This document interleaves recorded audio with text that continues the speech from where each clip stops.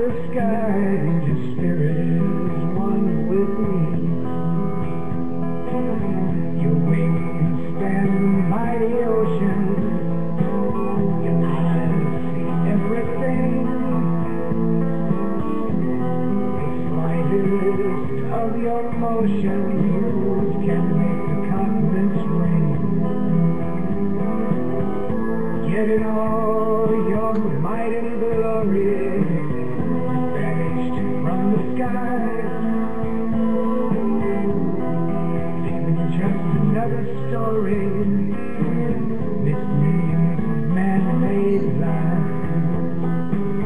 They tell of how you fell from the sky.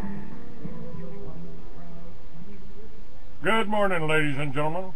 Welcome to another edition of the Free American Hour. I'm your host, Clay Douglas, the Free American, and I'm very happy to welcome back an old guest of mine, old friend of mine, Betty Martini, and we're going to be talking about aspartame, and we got a little bit of breaking news here. The military admits aspartame killing soldiers.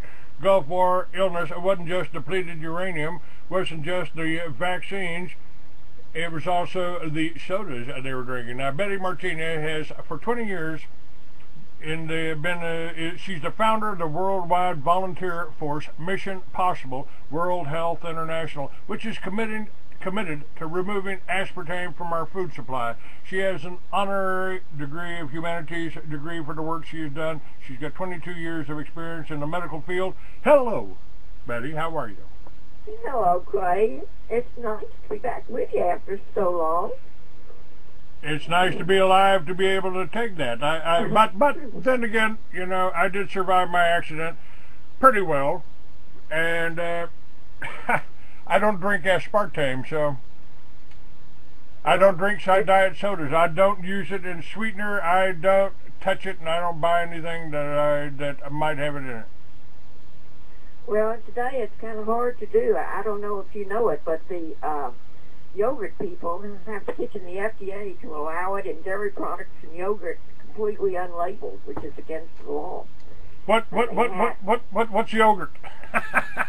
Oh, what's yogurt? Okay, don't ever use it unless it's organic. Hey, I do occasionally. I drink, Coca-Colas, but that's about the extent of the abuse on my body. Well, that is abuse. You know, it's got phosphoric acid in it. That's what they use for toilet bowl cleaner.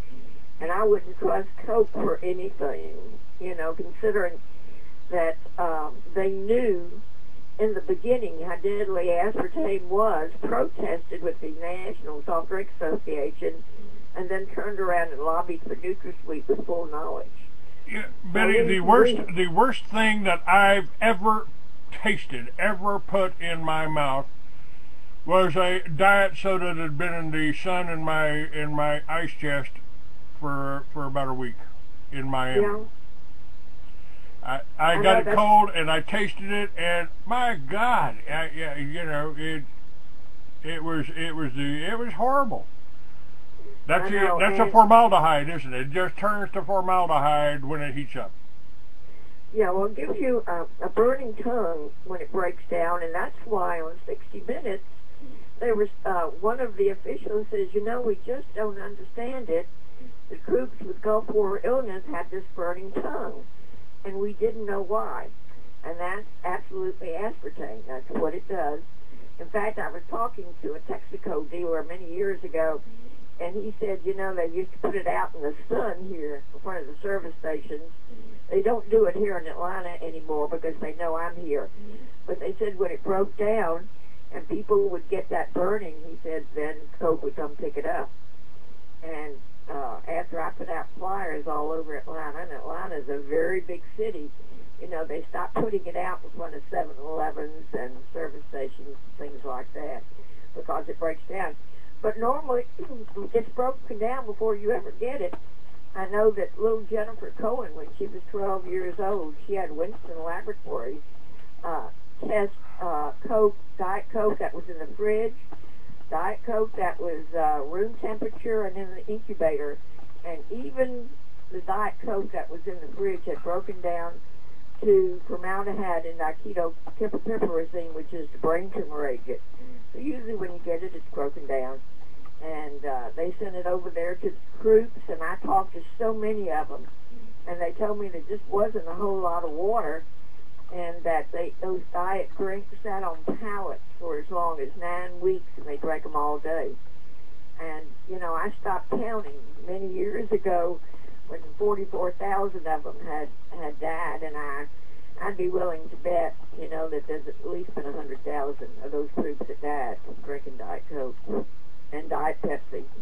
And they also sent over, when I lectured for the World Environmental Conference, I came in contact with a woman who sent taps to the Gulf, and she says they told us not to send anything with sugar, so we sent thousands of packets of Diet Kool-Aid. And that's what Dr. Bowen was using when he was practicing in the desert.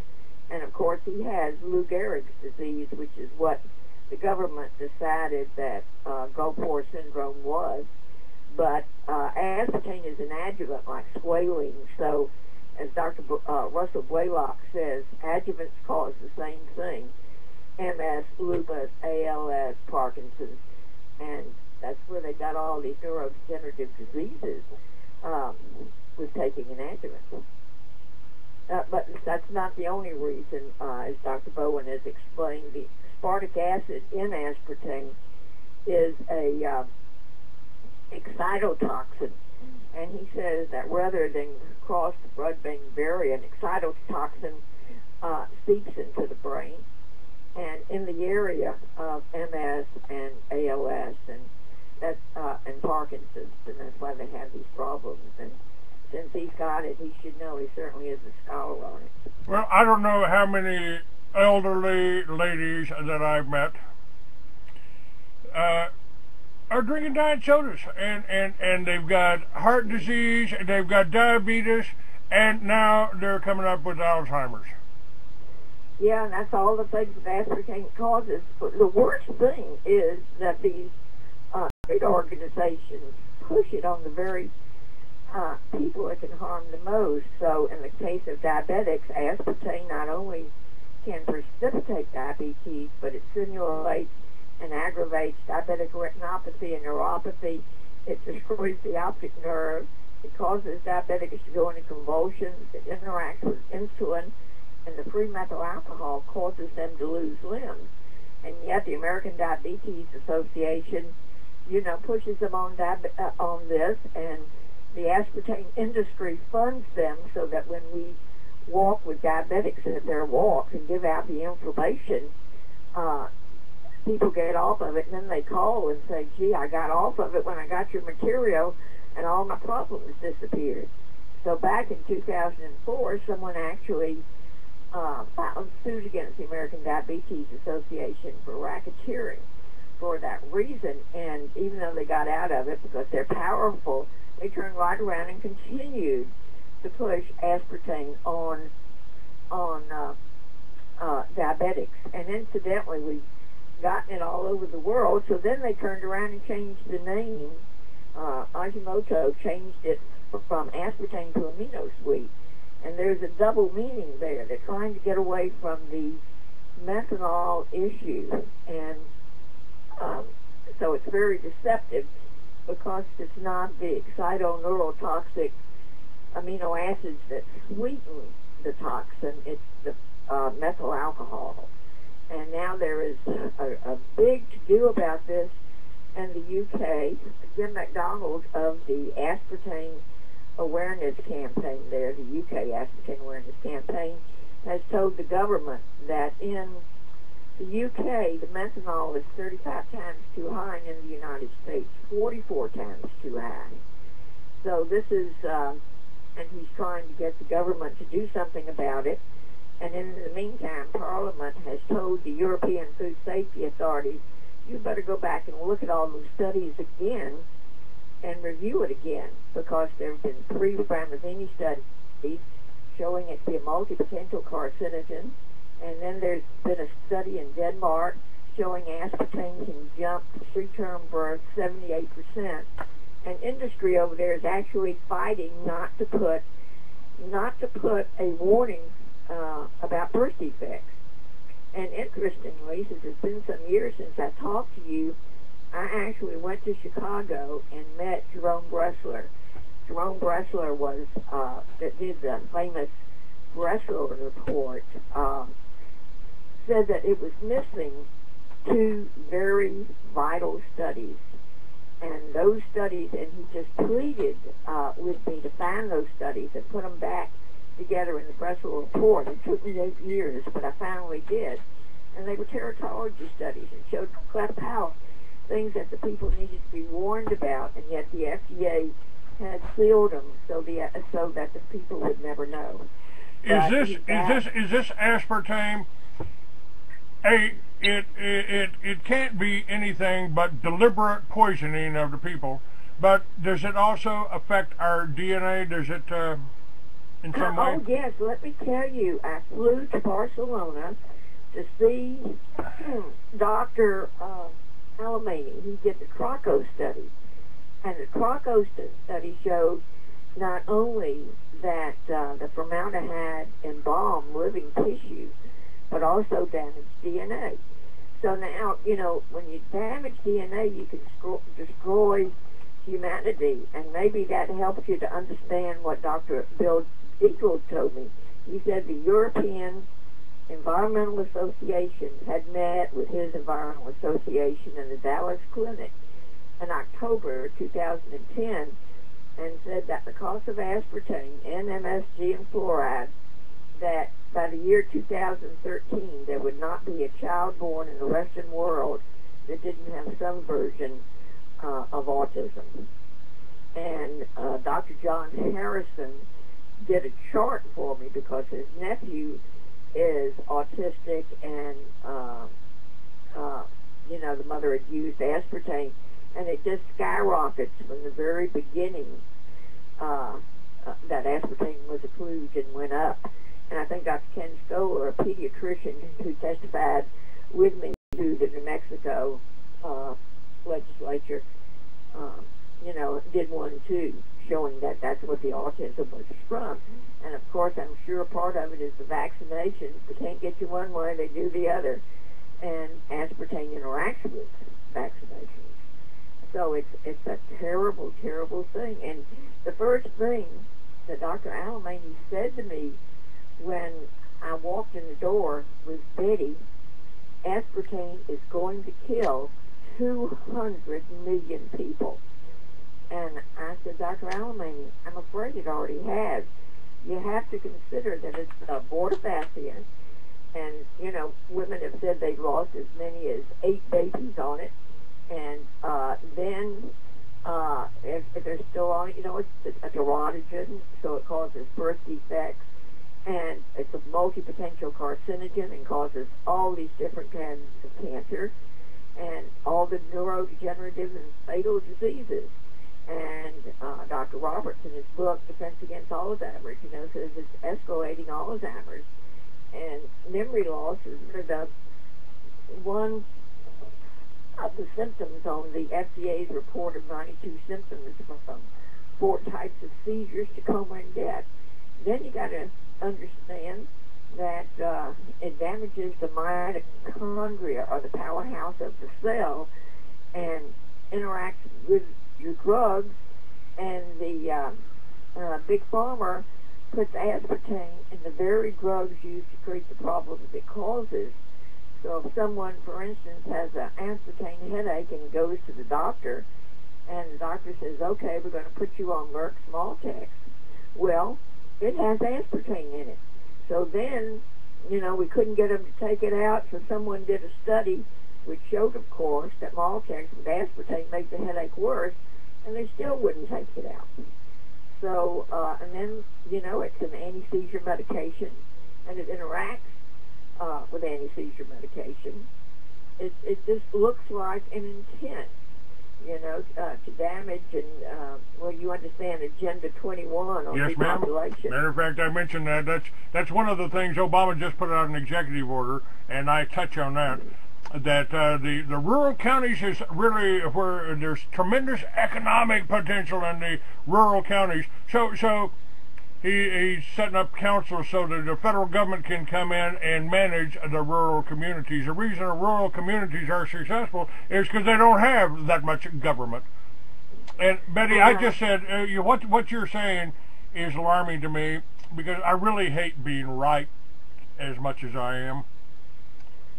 I know. I said 9/11, we just went through the 10th anniversary of 9/11. I said that was merely the shot over the bow of this nation. It was the beginning of the final push towards culling the masses of humanity to the elite's acceptable population levels, which, by the way, Ted Turner put up the Georgia Guidestones.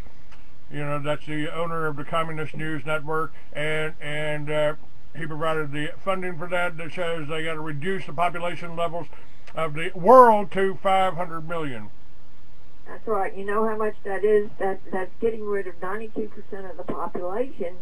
And I live, about 2 hours from the Georgia Guidestones, and my husband and I, who's written some material on it, went up and took pictures of it, and then he went and looked at those 100,000 plastic coffins they got sitting out here in Madison, Georgia. I mean, it's very obvious what they're doing. Well, I said, that the banksters have fomented war after war, created situation after situation to reduce populations and tighten the controls of the people, on the people, under the guise of the New World Order, which is code for one world government of the banksters, by the banksters, and for the banksters. But, Betty, it may have backfired on them. On 9/11, 3,000 people were sacrificed, but the lies were so obvious that even common, drugged down, dumbed out, aspartame-loaded couch potatoes started to sit up straight and say, what? What? The lies that are being foisted upon us still, and it was reported that firefighters and first responders who were there at Ground Zero and heard the bombs going off in lobbies were barred from the 10th anniversary memorial. And there was also more of a police presence than ever there before. Are they afraid of terrorists? No. I think they're afraid of an awakening American public, afraid that the people reading this column and listening to my show right now, our show right now, the people are afraid. You could look at it and realize that they had set that with bombs. You could see it coming down, just like when they take a building down. That's right. And the owner bragged about bringing down building number 7. Yeah, they did it like instantly. And I don't know how they lie about it when it was photographed and you could sit there and look at it coming down and know why it came down. But Betty, the number of them, they blew up. They tried to blow up the World Trade Center the first time. And it was the FBI that did that put the bomb, that supplied the bomb and told the informant to put the bomb in it. But they didn't kill enough people that time to pass the terrorism bill. So they passed the terrorist bill after these buildings went down. Those 3,000 people were sacrificed. But you know what? That was just a drop in the bucket.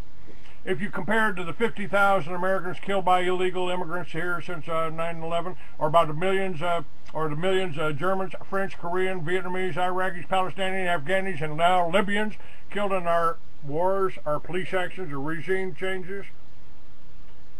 And it's okay. I said war is hell, but why do we keep going back into it?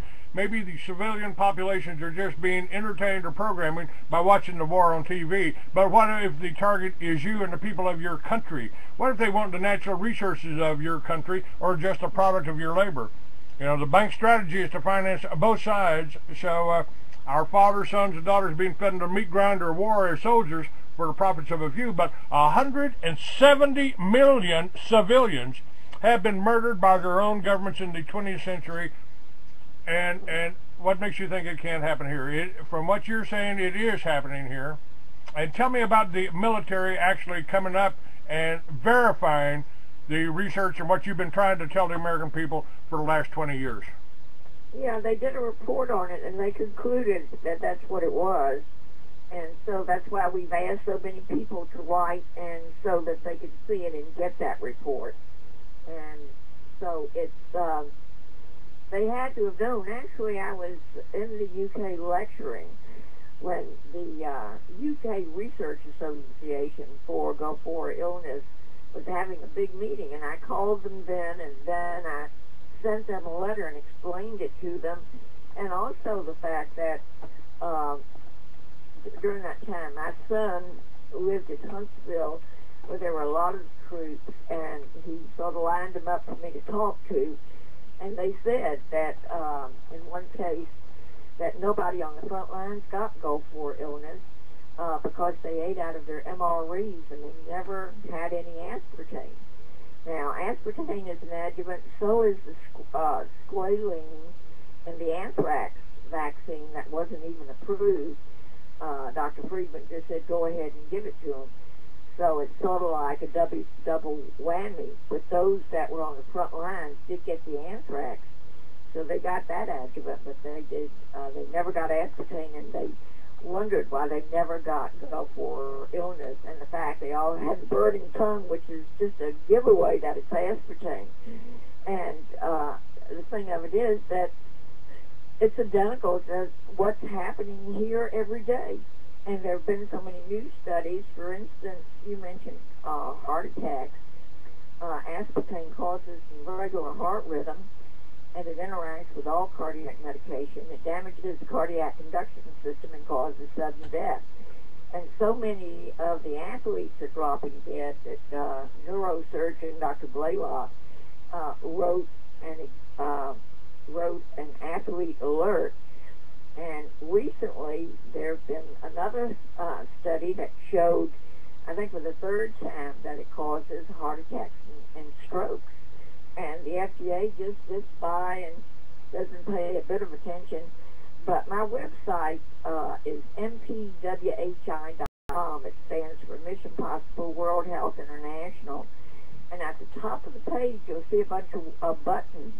That's FDA report for 92 symptoms. You'll see it on sudden cardiac death, and you can read all the individual reports by these experts on how it actually just causes people to drop dead. And then you can click on Aspartame News and see all the articles. And we've also put up peer-reviewed studies, because almost 100% of scientific peer-reviewed studies for the past 30 years have showed that aspartame is unsafe, and nobody does a thing about it.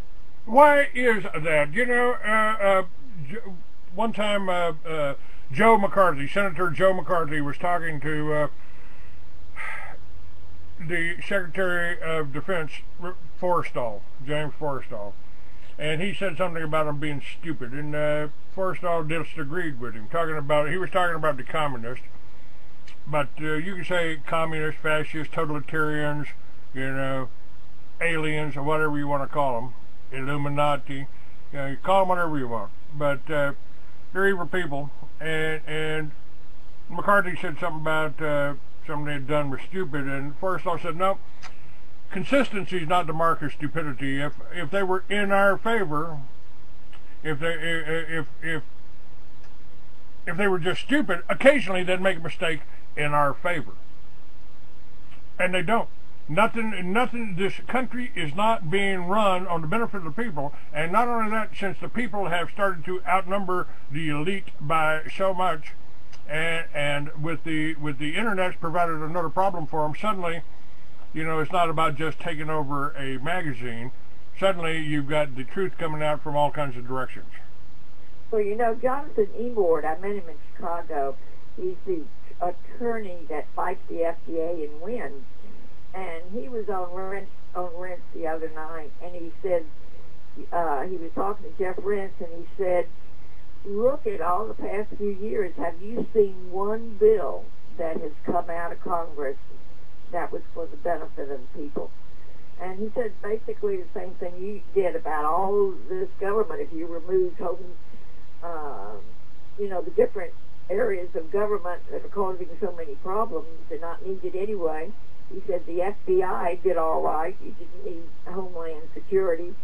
And, you know, all this is against the people. There's never I've never seen a bill that was for the benefit of the people. They gave the FDA more power, and it was bad enough that they were after the cherry growers, but then they went after the walnut people, said that they made claims, and therefore walnuts were a drug. They made apricot seeds illegal. They made that into a drug. They called it Laetrile, and so they were putting people in jail for selling apricot seeds. Oh, yeah, and let me tell you what they just recently did, because this is in Cobb County, here, right near where I live. They actually came down and fined this person $5,000 for growing too many organic vegetables. I mean, it's like the Twilight Zone. That's the last thing they did a couple of weeks ago. You know, 8 years ago, right before my accident, I came out with my plan for Liberty Villages in the cover. And Liberty Villages is pretty simple. It's just it's a small housing development with low-cost housing, teepees, yurts, cabins. I don't care if it's mud huts. And you grow your own food and generate your own electricity, and you don't need the government or the banksters for nothing. If you got people working together and living the way they've lived for thousands of years, with God, in harmony with nature, like the Indians did, yeah, then I think it's really the only answer to the cities are turned into the gulags, the police have been turned into federal police, and they're going after your garden. You know, I think my concept for Liberty Villages was a bigger threat than exposing 9/11. Yeah. You know, I wrote the FDA. I said, didn't your mother ever tell you to eat your spinach because it was good for you? I said, don't you realize that Jehovah God made all these things to be good for you, and here you are making them into drugs? I think there's somebody, they said, that was going to write a bill or had written a bill that food is not drugs. You know, it's everything that they're doing. They're genetically engineering our food. That's what aspartame is. Dr. Beagle worked very close to the plant. He said, you know, it's these big vats of toxic waste that they genetically engineer it with E. coli. So it goes from your toilet to the sanitation department to the NutraSweet company. And then he say they send it somewhere else to be pressed out into a white powder. And that's what people are eating. I guess if they had a chance to see it, they wouldn't.